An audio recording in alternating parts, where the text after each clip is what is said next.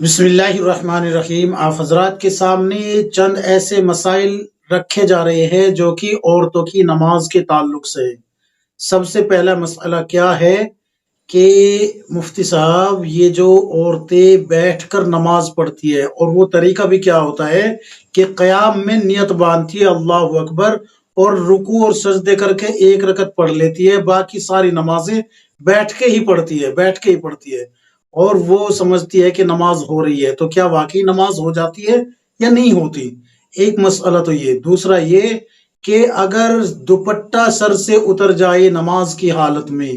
سر کھل جائے یا پھر سینہ یہ کھل جائے، یہ حصہ کھل جائے یا پھر کلائی کھل جائے، یہ ہاتھ یہ گٹا تک کھل جائے، کلائی تک کھل جائے، تو کیا نماز ہوگی یا نہیں ہوگی؟ یا پھر ایسا کپڑا پہنا ہو جس میں جو ہے بدن نظر آتا ہو، جیسے کہ نیٹ کی آستینیں یا پھر جو ہے نیٹ کے دوپٹے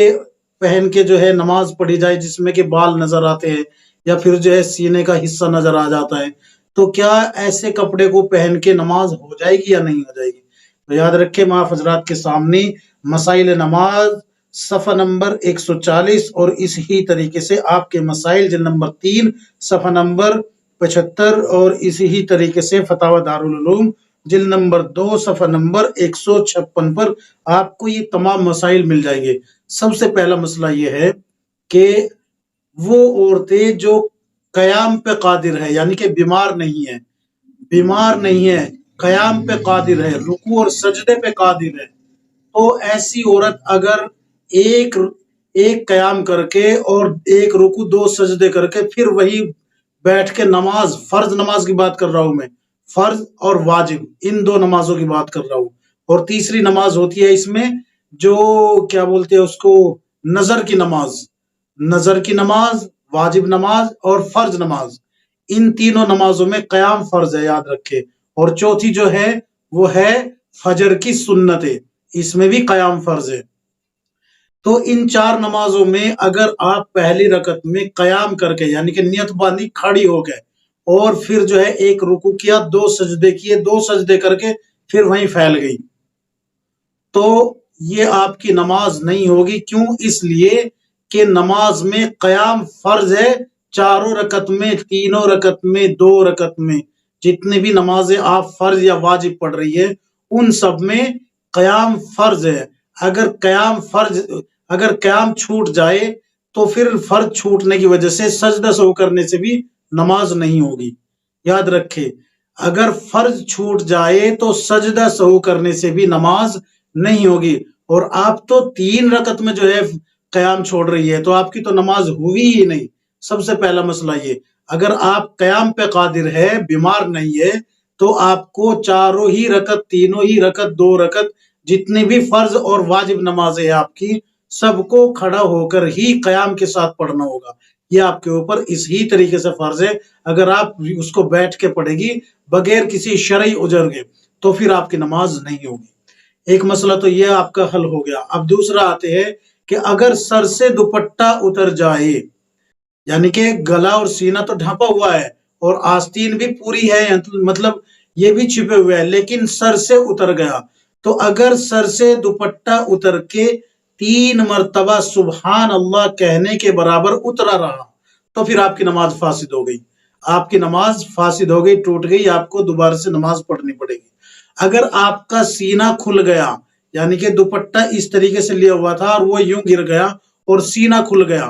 تو اگر آپ کا سینہ کھل جاتا ہے اور وہ 3 مرتبہ سبحان اللہ کہنے کے برابر جو ہے کھلا رہ جاتا ہے تو بھی آپ کی نماز فاسد ہو گئی، آپ کو نماز لوٹانی پڑے گی۔ اور اگر آپ کی یہ دیکھو،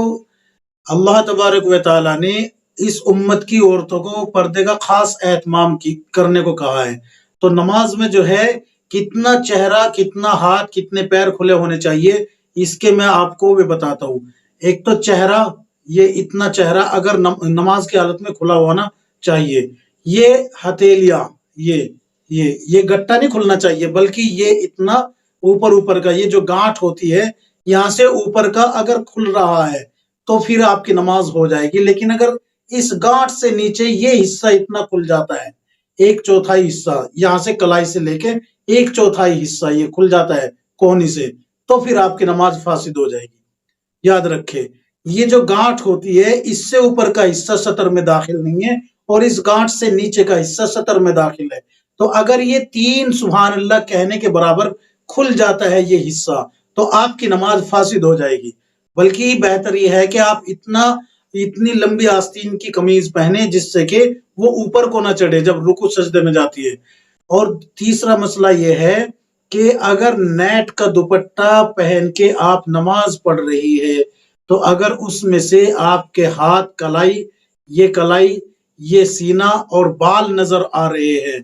तो फिर आपकी नमाज ही नहीं होगी, आप बरहना खड़ी है। याद रखें, आप बरहना खड़ी है, नमाज नहीं होगी आपकी। अब एक मसला बालों के ताल्लुक से और यहाँ बता देता हूँ। कई औरतें हैं जिनकी चोटी लंबी होती है और बाल नीचे तक रहते हैं और वो दुपट्टे से बाहर आ जाते हैं। तो अगर वो 1/4 हिस्सा बाहर आ जाए दुपट्टे से, नमाज की हालत में अगर 1/4 हिस्सा बाहर आ जाए और फिर वो 3 मरतबा सुभान अल्लाह कहने के बकदर बाहर रहे, तो भी आपकी नमाज फासिद हो गई। और अगर शुरू से ही बाहर थे तो नमाज ही नहीं हुई, लौटानी ही पड़ेगी उनको सेट करने के बाद, यानी लपेटने के बाद। अब आते हैं जूड़े के ताल्लुक से। जूड़ा जो यहाँ पर बांधा जाता है, जो फैशनेबल होता है, जो ऊपर उठा लिया जाता है, अगर वो बांध के आप नमाज पढ़ रही है तो फिर आपकी नमाज नहीं होगी। लेकिन अगर जूड़े को वहां की बजाय यहाँ सिर्फ इस वजह से, इस नियत से लपेट रही है, यहाँ गुद्दी पे बालों को लपेट रही है जूड़े की शक्ल में, गुद्दी पे यहाँ पर जूड़े की शक्ल में लपेट रही है, तो फिर आपकी नमाज हो जाएगी, क्योंकि आप सतर को छिपा रही है। याद रखें, सतर को छिपाने की नियत से आप यहाँ पर जूड़े को बांधे गुद्दी पे, तो नमाज पढ़ना अफजल होगा और इसका सवाब भी आपको ज्यादा मिलेगा। लेकिन अगर आप फैशनेबल जूड़ा बांध के